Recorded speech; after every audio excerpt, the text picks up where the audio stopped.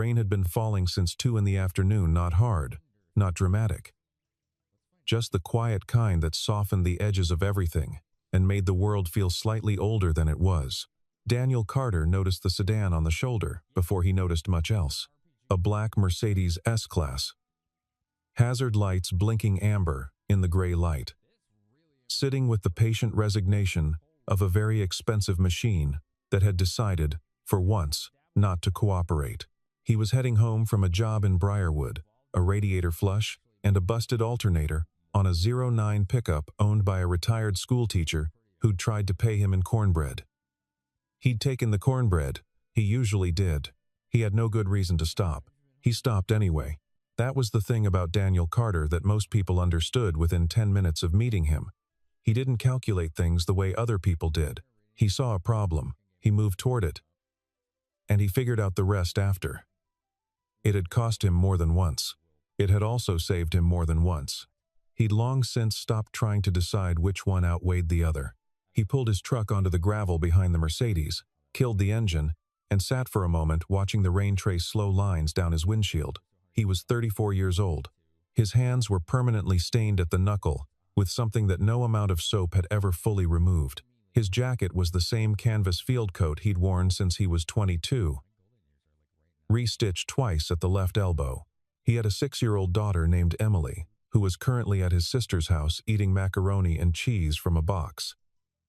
And he needed to be home by 7. He got out of the truck. The woman standing beside the Mercedes was not dressed for rain. She wore a charcoal blazer over a silk blouse, dark trousers, low heels that had already absorbed enough water to be ruined. She had her phone pressed to her ear with one hand and was gesturing at nothing with the other, the particular gesture of someone who is on hold and has run out of patience for it. Her hair was dark and pulled back. And there was something precise about the way she stood. Even in the rain, even in this particular frustration, that suggested she had spent a long time learning how to take up exactly as much space as she needed, and no more. She looked up when she heard his boots on the gravel. "I already called a service," she said.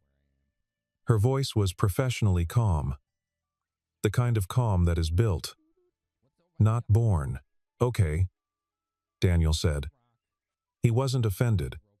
He crouched beside the front left tire without being asked, then stood and moved to the hood. "Mind if I look?" She studied him for a moment. He was wearing a jacket with a grease stain on the shoulder, and he had arrived in a truck with mud on the wheel wells. She made the calculation that most people make about Daniel Carter. And she made it quickly. "Be my guest," she said. He found the hood release on the first try, which required knowing where to look, and she watched him find it.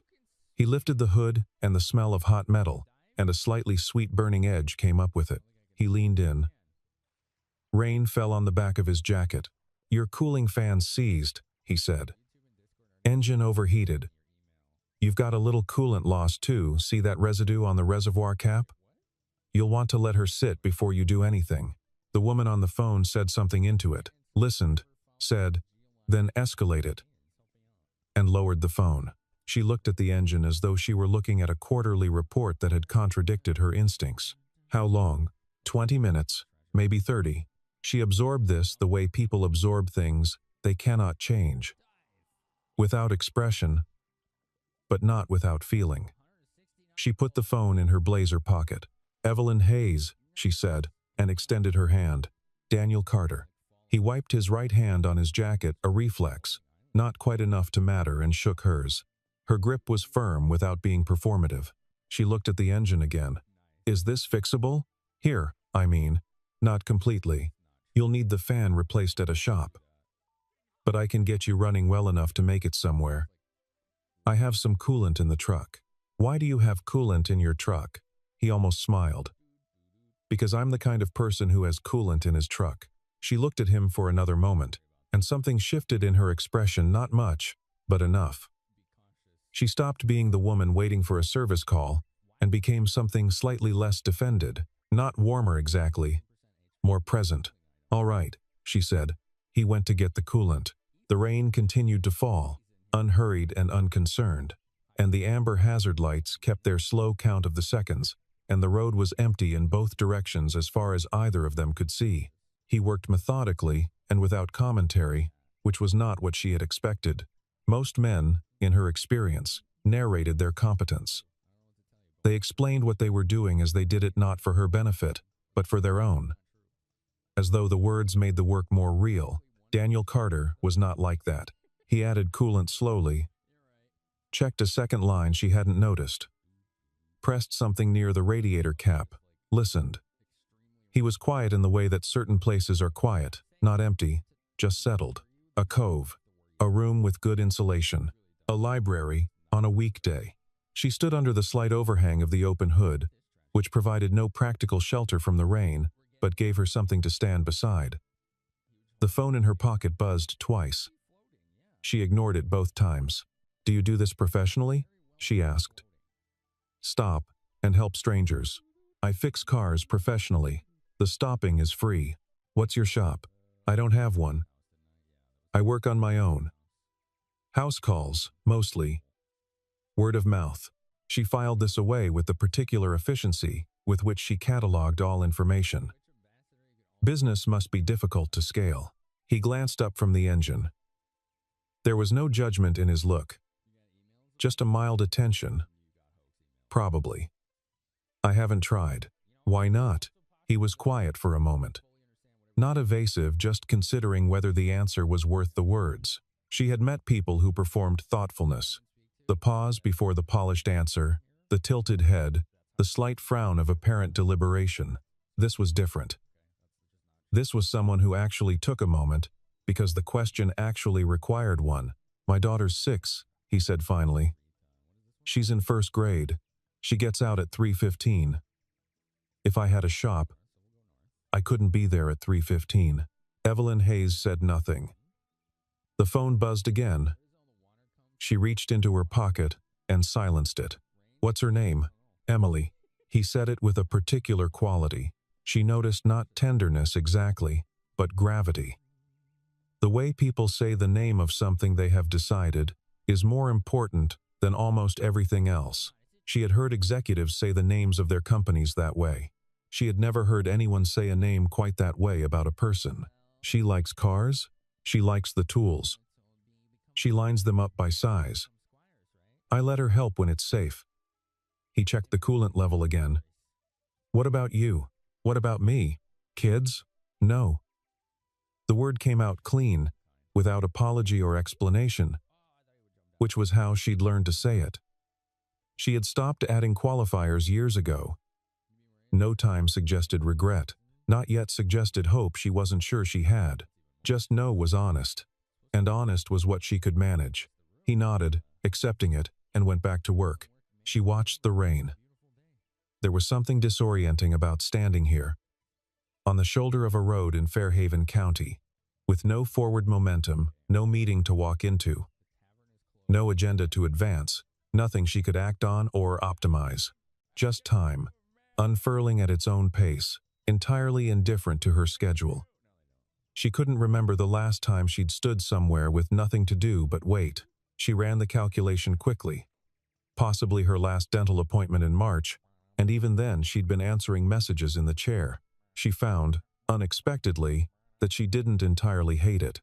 "You seem very calm," she said, "for someone helping a stranger in the rain." "I was already wet," he said. She almost laughed. Almost. The impulse surprised her, not the fact of finding something funny, but the fact that it rose so quickly, without the half-second lag she'd developed over years of professional conversation, that monitoring for appropriateness. "Evelyn Hayes," he said, as though trying the name again. His voice had changed slightly, not much. He was still looking at the engine. "You said that already." "I know." He straightened up and looked at her directly for the first time.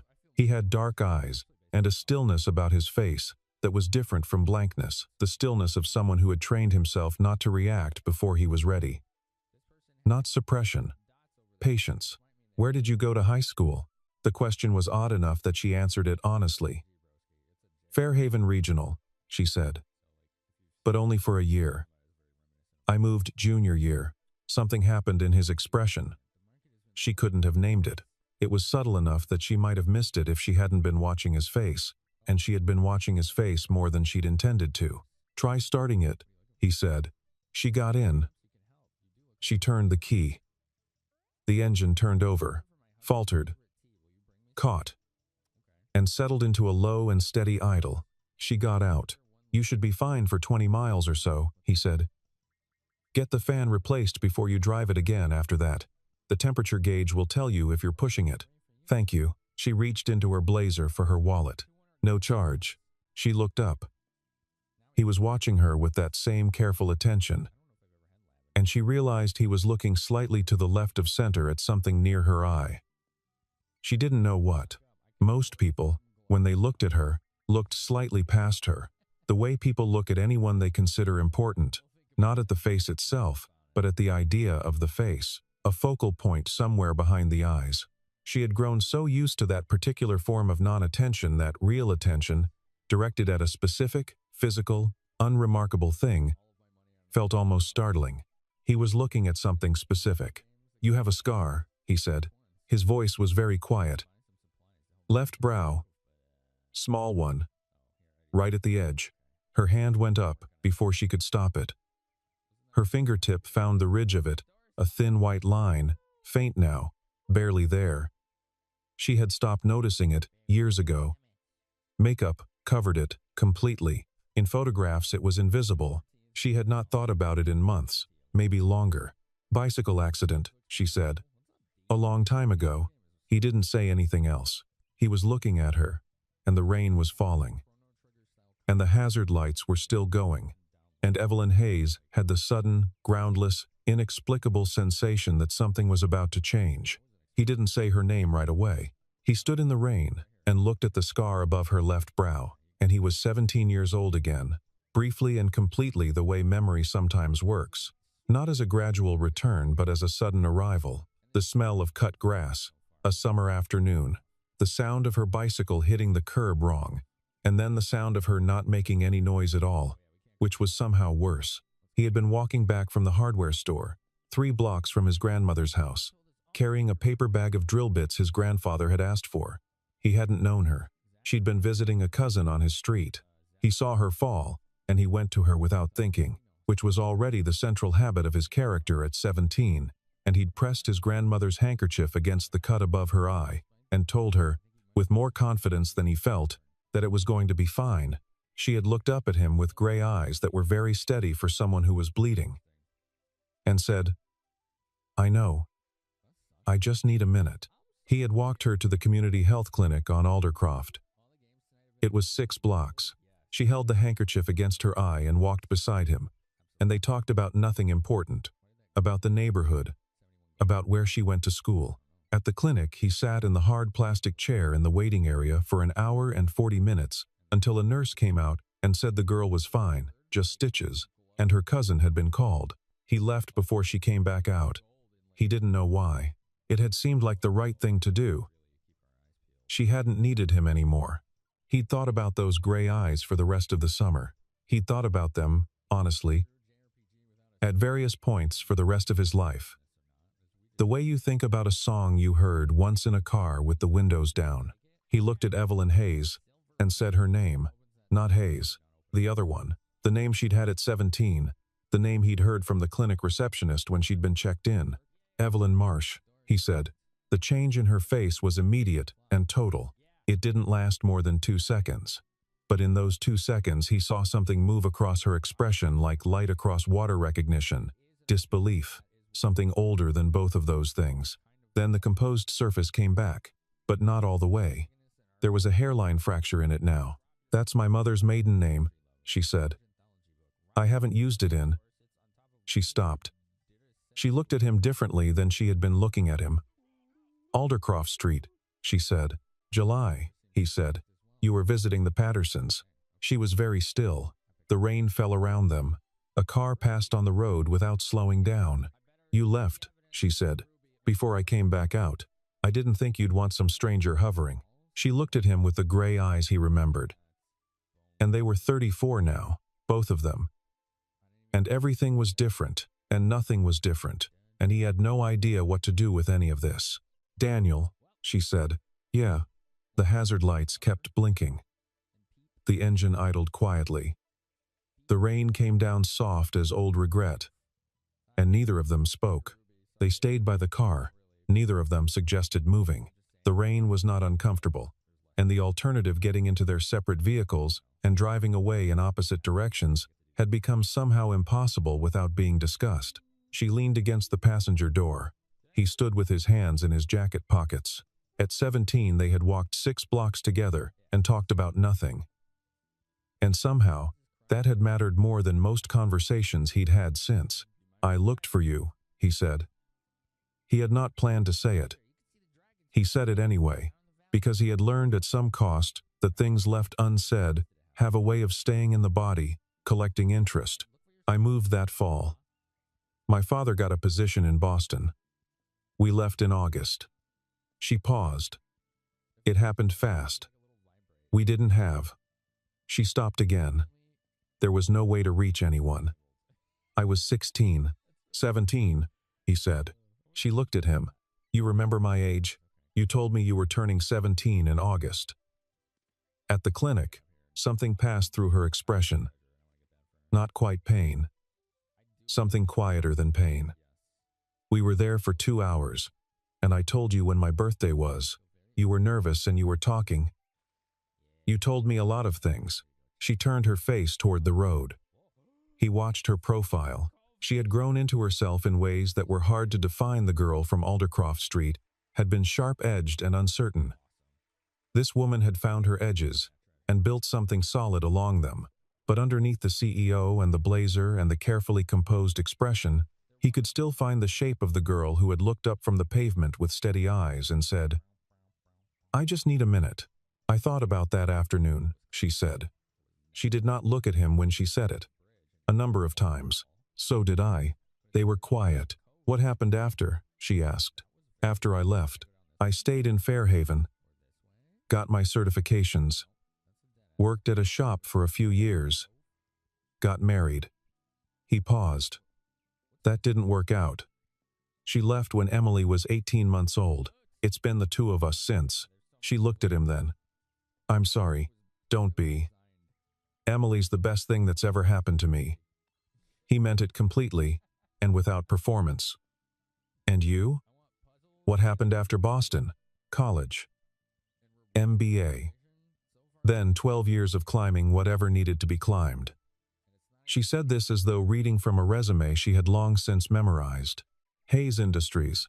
My husband's company. He retired and passed leadership. Then we divorced.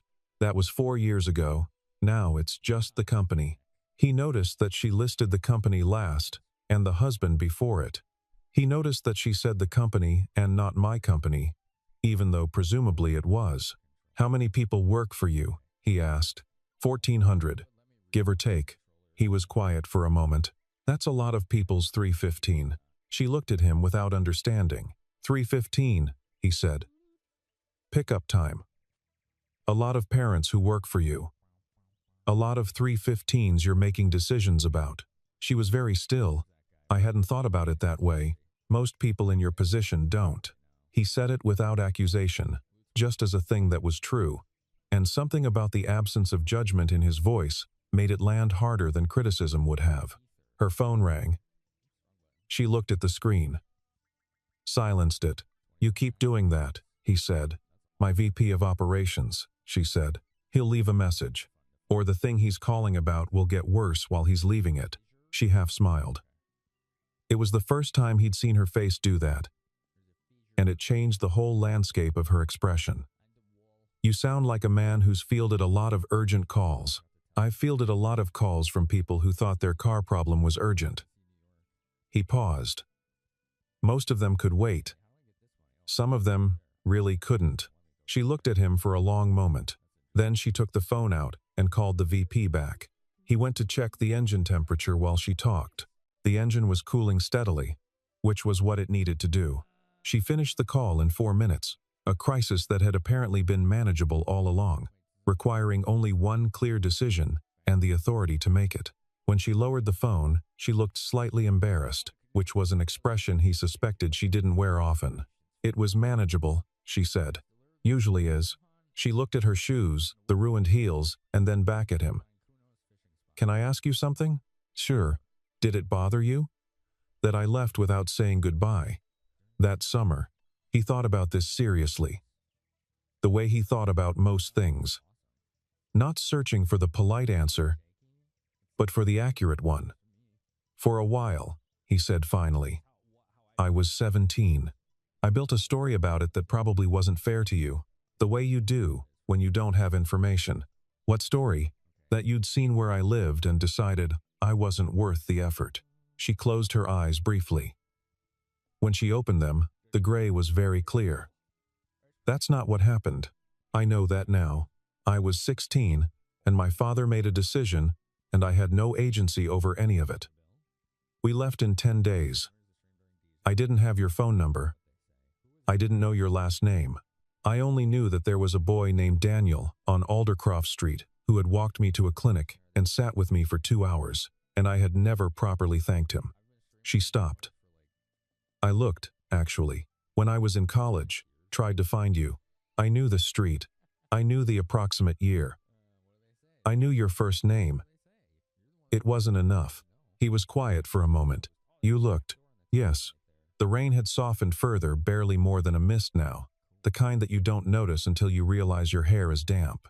A hawk turned one slow circle above the field on the other side of the road and disappeared into the gray. I'm sorry I made a story out of it that wasn't yours, he said. I'm sorry I disappeared. They stood with that for a moment, not trying to resolve it, just letting it be what it was. Two people who had carried an unfinished thing for 17 years and had now, by the particular accident of a seized cooling fan and a quiet road, found the end of it. There is a specific kind of grief for things that almost were. It is different from the grief for things that were and ended. It is lighter and more patient, and it sits in you without demanding anything, just occasionally rising to the surface on days when the light is a certain color or the rain falls a certain way. She had felt it, over the years, without ever naming it. The boy on Aldercroft Street. The boy who left before she came out. He had felt it too. I'm glad I stopped, he said. She looked at him. So am I, she said. And she meant more by it than those 3 words were able to carry, and they both knew it, and neither of them said the rest out loud. Not yet. The afternoon was still here. There would be other moments, or there wouldn't. That was the nature of this particular kind of thing. You couldn't engineer it. You could only not close the door. The engine should be fine now, he said. I know. She didn't move toward the car. Her phone rang again. She looked at it, and this time she answered immediately. The alert had changed, the name on the screen different from before. He watched her face sharpen as she listened. The CEO came back, and she let it come back, because this one was different. How long ago? She said. And then, don't release the statement yet. Not one word until I've seen it. And then, I'm 30 minutes out. She lowered the phone and looked at Daniel, with an expression he recognized, the expression of someone who is needed somewhere else and knows it. Trouble? He said. A data irregularity. Could be nothing. Almost certainly isn't. She gathered herself, the slight straightening of posture, the resettling of the composed surface. I need to go. I know. She reached into her blazer for the second time, and he said, again, no charge, and she stopped. This is the second time you've refused payment, she said. You helped me fix my car in high school, he said. This is roughly even. She looked at him for a moment. He thought she might argue. She didn't. The company, she said carefully. If you wanted to bring the truck in sometime, Hayes Industries has a fleet, 12 vehicles. They're serviced by a contract firm, but the quality has been. She paused. I'm not explaining this well. You're offering me work. I'm saying there might be work, if you wanted it. She said this carefully, not as a CEO making a business decision, but as something else, as a woman trying to find a reason that was practical enough to be acceptable. You'd have to come to the building. All right, he said. She looked at him as if she'd expected him to say no. All right, give me a number, he said. I'll call about the fleet. She took a card from her wallet and held it out. It was a proper business card, heavy stock, simple font. Evelyn Hayes, Chief Executive Officer, Hayes Industries. He took it and held it with two slightly dirty fingers and looked at it and put it in his jacket pocket. 30 minutes, she said, more to herself than to him. She moved toward the driver's side. He moved toward his truck. Evelyn, he said. She turned. He almost said, "It's good to see you," which was true but insufficient. He almost said, "I'm glad it was you," which was true but strange. What he said was, "Drive slow for the first few miles. Let the engine tell you if it's happy." She held his gaze for a moment. Then she nodded, once, got in the car, and drove away. He stood on the shoulder and watched the black sedan until its taillights disappeared around the bend, and the amber hazard lights went with them, and the road was just a road again. He stood there a little longer than he needed to. Then he got in his truck and drove home to his daughter. He called about the fleet. He told himself he called because 12 vehicles on a contract was 3 months of Emily's extracurricular fees and a new compressor for the shop space he rented on Tuesdays and Thursdays. Both of these things were true. He did not spend much time examining whether they were the only true things. He left a message. She called back within the hour, which was faster than he'd expected. "I'm going to be honest with you," she said, without preamble. "The current contract isn't up for another 4 months. I can't break it cleanly before then." "Okay," he said, "but I've been thinking." She paused, and in the pause he could hear the specific quality of someone choosing words with care. "There's a review we do quarterly on the fleet. The service provider sends reports. I look at numbers. I don't actually understand what I'm looking at. If you were willing to come in and look at the maintenance records, not as a bid, not as a commitment, just as a second opinion, it would be useful to me." He understood what she was doing. She was building a ladder from where they were to where she wanted them to be, and she was building it one careful rung at a time, and she was doing it in language that gave them both an exit if they needed one. "I can do that," he said. "I'd need to bring Emily. I don't have coverage on Friday afternoons." There was a brief silence. "That's not a problem," she said. And her voice had changed slightly in a way he noticed, but didn't name. "One more thing," he said. "What's the actual make and year of the fleet vehicles?" She laughed. It was unexpected and brief, and he thought it was probably the most genuine sound he'd heard from her. "I have absolutely no idea," she said. "I'll have my assistant send you the records." The records came that afternoon. He spent the evening going through them at the kitchen table while Emily sat beside him, drawing horses on blank printer paper, occasionally leaning over to ask what he was looking at, and then losing interest and going back to her horses. He went through 3 cups of coffee. The fleet records were, as he had suspected, a minor disaster of deferred maintenance and misreported service intervals. He called back the next morning. "You've got 2 vehicles that shouldn't be on the road," he said, "and the transmission on your primary executive car has been flagged and reflagged 3 quarters in a row without anyone actually addressing it." A long pause. "The firm said it was within acceptable parameters. The firm has a financial incentive to defer expensive repairs," he said. "What the records actually show is a transmission that is going to fail. Maybe not tomorrow, maybe not next month, but it's going to fail at an inconvenient moment. That car takes our VP of operations to the airport," she said, "twice a month." "I know. I read the logs." Another pause. "Come in Friday," she said. "Bring Emily." He came in Friday. Hayes Industries occupied the top 4 floors of a building on Meridian Boulevard, the kind of building designed to remind you, at every level, that you had arrived somewhere that had a standard. The lobby had a marble floor and a receptionist behind a desk, made of something that wasn't wood, but had been designed to suggest wood. The security guard looked at Daniel's truck through the glass front, and then looked at Daniel and then at Emily, and made the calculation in real time. "Visitor?" he said. "Carter," Daniel said. 2 o'clock. The guard checked the screen. He found it, which seemed to mildly surprise him. "Sign in here." Emily was holding her father's hand and looking at the marble floor with great interest.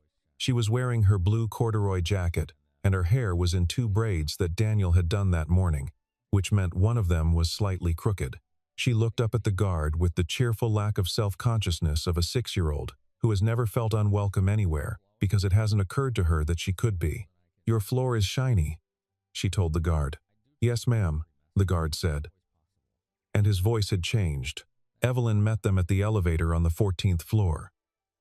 She was in the same register as before, blazer, trousers, hair pulled back, but something was different. She was in her environment now. There was more certainty in the way she occupied the space. But there was also something else. She saw Emily, and her composure did something very brief and private. "Hi," Emily said. "Hi," Evelyn said. "I'm Evelyn. I'm Emily. We have the same first letter." "We do," Evelyn said. She looked at Daniel. He looked back at her. They had the brief, compressed exchange of two adults who both found the same child delightful and were mildly surprised to find themselves sharing the observation. The walk through the office was not comfortable. The open-plan floor had a certain atmosphere that Daniel felt the way you feel a change in air pressure, nothing visible, just a pervasive awareness that he did not belong here. Two junior staff members near the window cluster stopped talking to watch him pass. A woman in a headset looked up from her screen, looked at his jacket, looked at Emily's crooked braid, and looked away. A man with the specific body language of someone who considered himself important came across the floor with a tablet and stopped when he saw Daniel. "Evelyn, I didn't know you had." "Marcus, this is Daniel Carter. He's reviewing the fleet records." Her voice was level and matter-of-fact. "I'll come find you when we're done." Marcus looked at Daniel the way people look at things they can't quite categorize. He nodded and left. Evelyn guided them into a glass-walled conference room and closed the door. "I'm sorry about that," she said. "Don't be," Daniel said. He meant it the same way she'd meant it about his marriage, not as dismissal, but as actual release. Emily had found the white marker on the glass conference table and was looking at it with the expression of someone who wants to draw on things. "You can have that," Evelyn said. Emily looked at her father. He nodded. She began, very carefully, to draw a horse on the corner of the glass wall. "Is that okay?" he asked. "It wipes off," Evelyn said. She was watching Emily draw. She said it again, more quietly. "It wipes off." They went through the records for 40 minutes. Daniel had printed his notes, actual printed pages, from an actual printer, with handwritten annotations in the margins.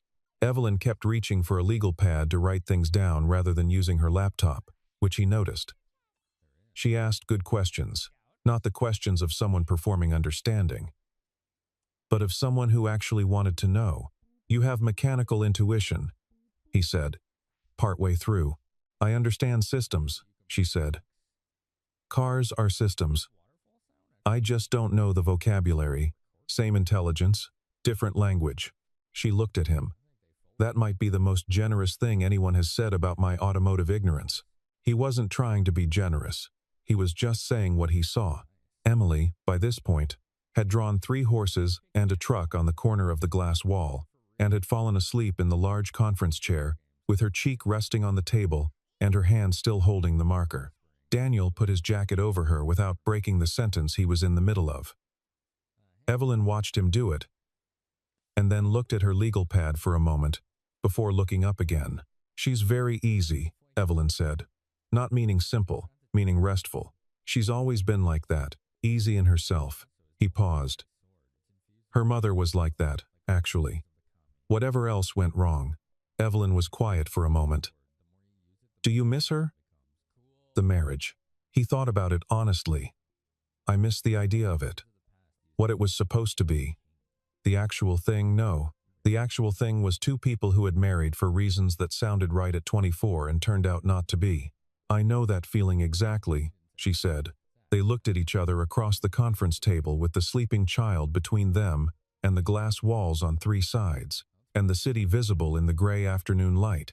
And Daniel thought, this is a strange place to feel comfortable.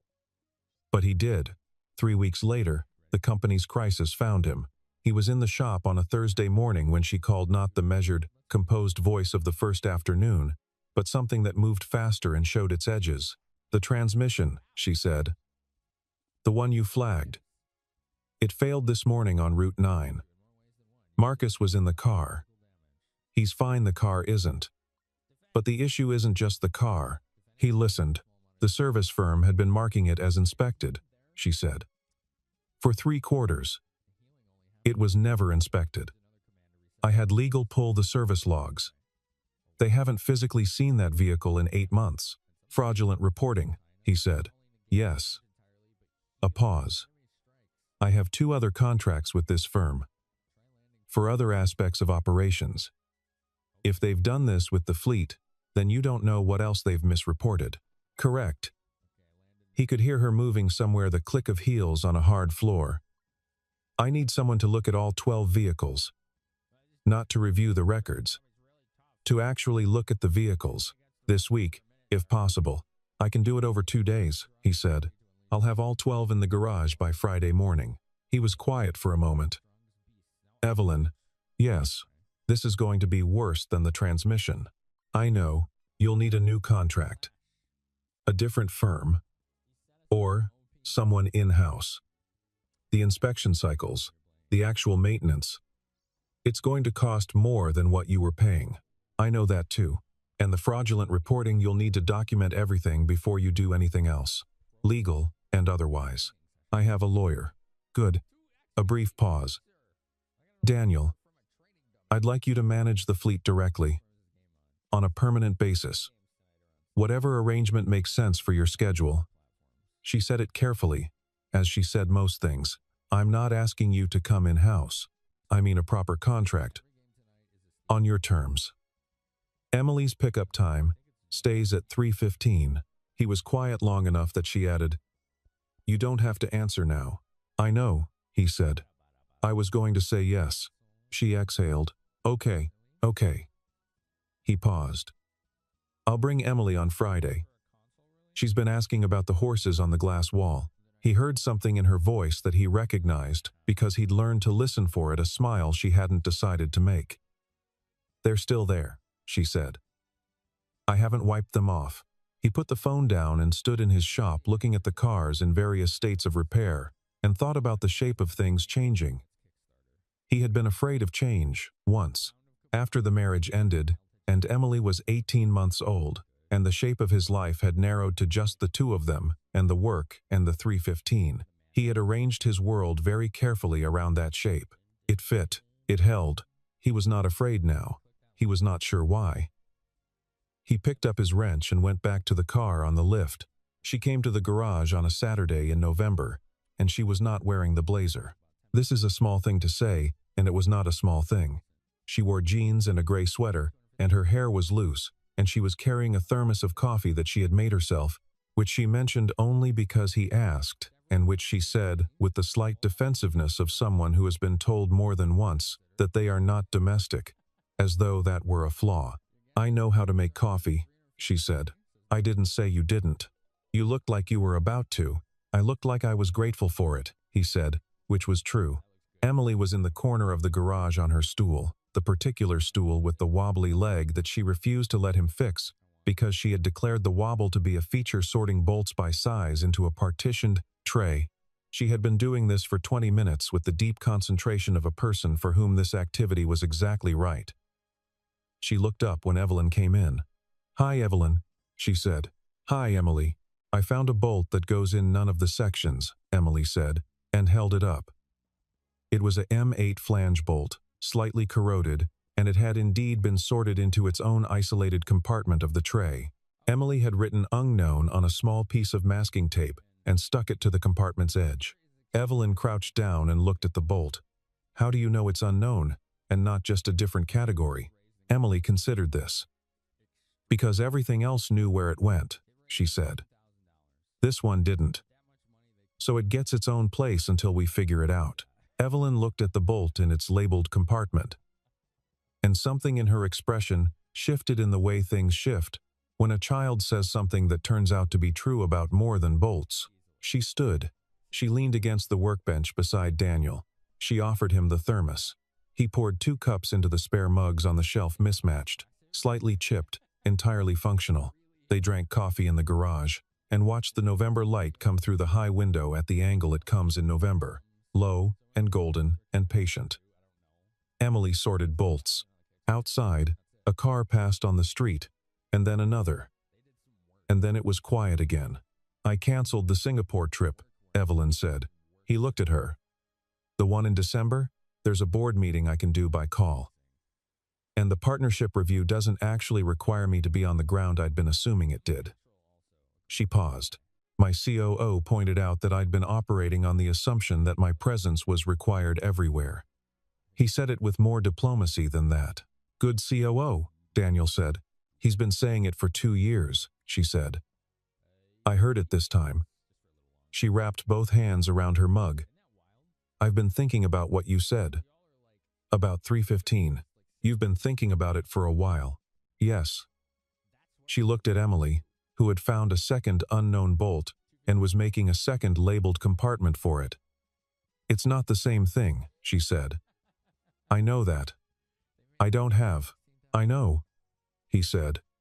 "It doesn't have to be the same thing." She was quiet for a moment. The garage smelled of oil and cold air and coffee.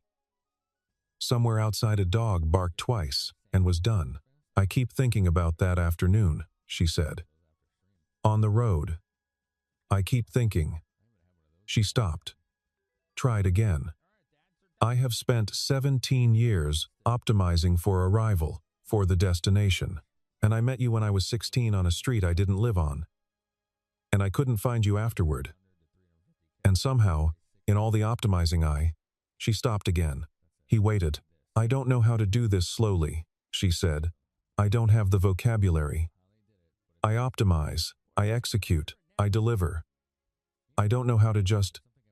She looked at him. "Be somewhere. You're being somewhere right now," he said. She looked around the garage. The mismatched mugs, the partitioned bolt tray with its unknown compartment. The November light. Emily, who had given up on sorting and was now drawing a horse on the back of a receipt with a grease pencil she'd found. "I am," she said, as though this surprised her slightly. They stood beside each other at the workbench and did not touch and did not need to. There was a particular quality to the silence between them that is difficult to describe. It had the ease of two people who have already said the hardest things and have arrived at the part that doesn't require words. The past was not gone. The years between 16 and 34 were not a wound that had closed, exactly. But they had been named. And that is its own kind of medicine. Emily looked up from her receipt drawing. "Evelyn," she said. "Yes? Do you want to help me do the other tray?" She held up a second partition tray. "These are the ones that go with the engine. I know where most of them go." Evelyn looked at the tray. She looked at Emily. She pushed off the workbench and went to the stool beside Emily's wobbly one and sat down. And Emily moved the tray between them and said, "Okay, so the rule is, we sort them by size first, and then by whether they have a flat top or a round top." And Evelyn said, "All right," and bent her head over the bolts with the same focused attention she brought to everything, which was the thing Daniel had known, in some wordless way, from the very beginning, that she brought herself fully to whatever she was doing. That had been true at 16 on a borrowed bicycle. It was true now. He watched them for a moment. His daughter explaining the bolt system with the earnest precision of someone who has thought about it carefully. The woman from Aldercroft Street, listening as though it was the most important briefing she'd attended all year. He turned back to the car. There was a valve cover gasket to replace, and the light was still good, and 3:15 was not until Monday. He had time.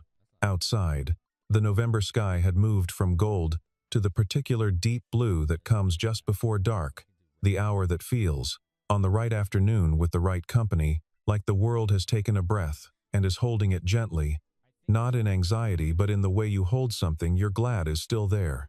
The garage light came on automatically when the natural light fell below a certain threshold. It hummed softly. Emily said something that made Evelyn laugh, a real laugh. The open kind, surprised by itself. The sound of it moved through the garage, and Daniel did not look up from the engine, and he didn't need to. He knew that sound already, somehow.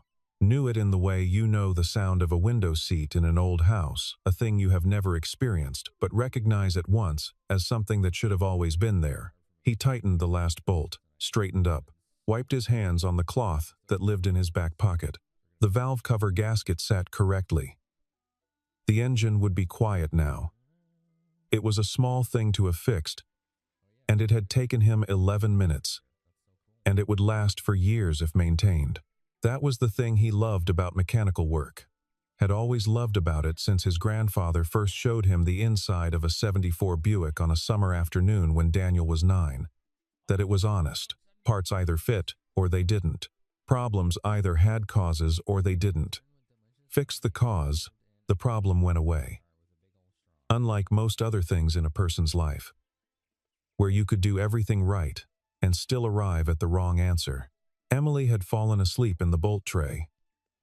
Not literally, she was 6, not narcoleptic, but she had lost interest in the sorting, and was now lying on her side on the wide shop couch against the far wall, the one with the cracked vinyl that Daniel had fixed with electrical tape so many times it had become a kind of patchwork record of the years. Her eyes were still nominally open. She was watching Evelyn clean up the bolt trays with the expression of someone who has decided that everything is fine and sleep is not entirely out of the question. Evelyn put each section tray back into the larger case with the same methodical attention she'd given everything that afternoon. She noticed which bolts Emily had marked unknown, and she left them exactly where they were, in their labeled compartments, undisturbed. "Hey," Daniel said. Emily looked up from the couch. "You want to stay for dinner?" He was looking at the bolts, at Emily. But the question had a direction, and all three of them knew it. The question was addressed to the room, which was fair. It was Emily who would need to be asked, and Emily who would decide, in the way of children, the true answer by her response. Emily sat up. She looked at Evelyn with the calm, appraising gaze of a 6-year-old who has thought about things more carefully than adults generally credit. "Dad makes pasta on Fridays," she said, "with the kind of sauce from the jar, but also with the other stuff he adds." She paused, evidently deciding this needed clarification. "It's good. It's not just jar sauce. It sounds good," Evelyn said. "Do you like pasta?" "Very much." Emily nodded. The matter was settled. She picked up the marker from earlier and went back to the receipt she'd been drawing on. The decision had been made and did not require further deliberation. Evelyn set down the bolt she was holding. She looked at Daniel. She looked at the garage, the high window, the humming light, the mismatched mugs still on the workbench with their cold coffee still in them. At Emily, who had already returned to her receipt drawing with the serene confidence of a child who knows the answer before it's given and has never wasted much energy on the space between question and outcome. "Yes," Evelyn said. Nothing else needed to be said. And so, nothing else was. They locked up the garage at 6:30, Daniel throwing the heavy bolt, Emily turning off the shop light with the specific satisfaction she always brought to this particular task. Evelyn standing in the doorway with her hands in the pocket of her sweater, watching the street outside. The November air had that particular quality of the season's first real cold, clean and direct, without the softening that came earlier in fall. You couldn't pretend it was still summer. It was what it was. They walked to the house across the small side yard, the dry grass pale under the streetlight. Emily went ahead. She was explaining something to herself, or possibly to an imaginary companion. She did this sometimes, a running commentary on her own life that she did not seem to require an audience for. Evelyn walked beside Daniel. Their shoulders were close but not touching. There was no calculation in this, on either side. It was just the width of the path and the natural proximity of two people moving in the same direction at the same pace. "November is my least favorite month," she said. "Why? Everything's already let go, but winter hasn't committed yet." She paused. "It feels indecisive." He thought about it. "I like it," he said. "For the same reason. It's in between. It's not trying to be something it isn't." She was quiet for a moment. "You would say that. Is that a criticism?" "No," she said. "It's an observation. They went inside. The house was warm and slightly cluttered in the particular way of houses where one adult and one child have established genuine comfort books on the floor beside the couch, a pair of small boots beside the door, a drawing of a horse taped to the refrigerator with 3 pieces of masking tape. Emily took off her jacket and hung it on her hook and went to wash her hands without being asked, which Evelyn noted and filed alongside all the other things she was filing about this particular afternoon. Daniel put water on. Evelyn sat at the kitchen table. And that, in the end, was the whole of it. Not a grand gesture, not a declaration, not a scene from something larger and more dramatic than itself. Just water coming to boil in a kitchen in November, while a child washed her hands and a woman sat at a table she had not sat at before but that already felt, in some quiet way, like a table she might sit at again. Some arrivals announce themselves. Others simply happen, and you look up and find that you are somewhere you meant to be.